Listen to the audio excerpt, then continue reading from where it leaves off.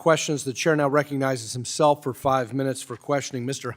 Honig, your experience at the FDIC and in the Federal Reserve System includes work on developing and implementing U.S. bank regulatory policies. You've also worked directly in supervising and regulating financial institutions. This committee held a hearing in July on purported climate-related financial risks and activities of bank regulators in the NGFS. In that hearing, we questioned high-level staff from the Fed, FDIC, and OCC. It appeared that even at the highest levels, exactly what goes on at the NGFS is not fully known by our own regulators. And that may also hold true for other global governance bodies such as the Basel Committee. In your experience at the Fed and FDIC, did you have full information about deliberations and negotiations at places like Basel? And were you involved as an official in signing any of the agreements or accords we hear about? I know the NGFS didn't exist in your day at those agencies, but do you think there's adequate transparency today? The way those negotiations go, the staff are sent to Basel to discuss these issues with the others around Europe and worldwide. Those discussions go on in great detail for extended periods. When they come back, individuals may brief the chairman or the board itself. That is at the discretion of the board, and often that's not done until well into the finalization of the discussions. Then the board will be briefed, and if they are being asked to adopt this rule, they will be briefed on the rule at that point, and it's an up or down vote at that point. If you have objections, you would vote against it, but you really have no input until the very end of the process. The chairman may have more input than the other members of the board, but it's pretty much staff level until you get towards the end.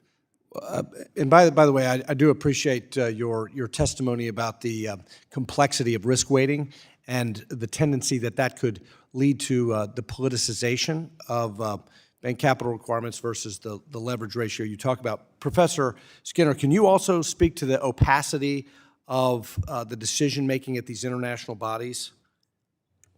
Yes. So as an academic, it's very difficult to know what the negotiating aims of any given participant will be and how decisions are taken up, how they're made, or which issues are pursued. What we do know as scholars who study these institutions is that the opacity, the lack of transparency, is a deliberate design choice. So when these institutions were formed, the trade-off was made to decrease or to give up on accountability and transparency in favor of agility, flexibility, and this clubbiness that was thought to inspire trust among its members.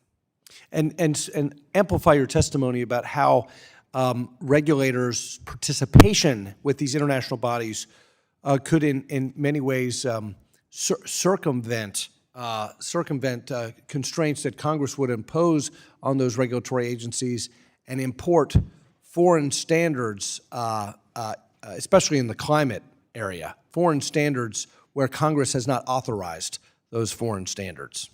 Right. Well, as has been noted before, technically before any rule becomes U.S. law, it has to go through the APA process. But in some ways, it's an overly formalistic explanation of what goes on, because in the case of climate, for example, if standards are agreed at Basel, then, or capital risk weights, for example, oftentimes they'll create what is perceived to be or is actually a very sticky default. So those standards are brought home and then anchor conversations around what the Fed or the OCC or the FDIC should do. So in the specific case of climate, many jurisdictions around the world have much more open-ended mandates to address climate change than the Fed or the OCC does. So in an effort to be compatible with what their counterparts abroad are doing, the Fed or the OCC may in turn then sort of stretch the limits of their mandate to supervise for safety and soundness or for financial stability risk, to try and address things that Congress might not otherwise authorize. Mr. Basher, should Congress or global governance bodies outside of Congress's purview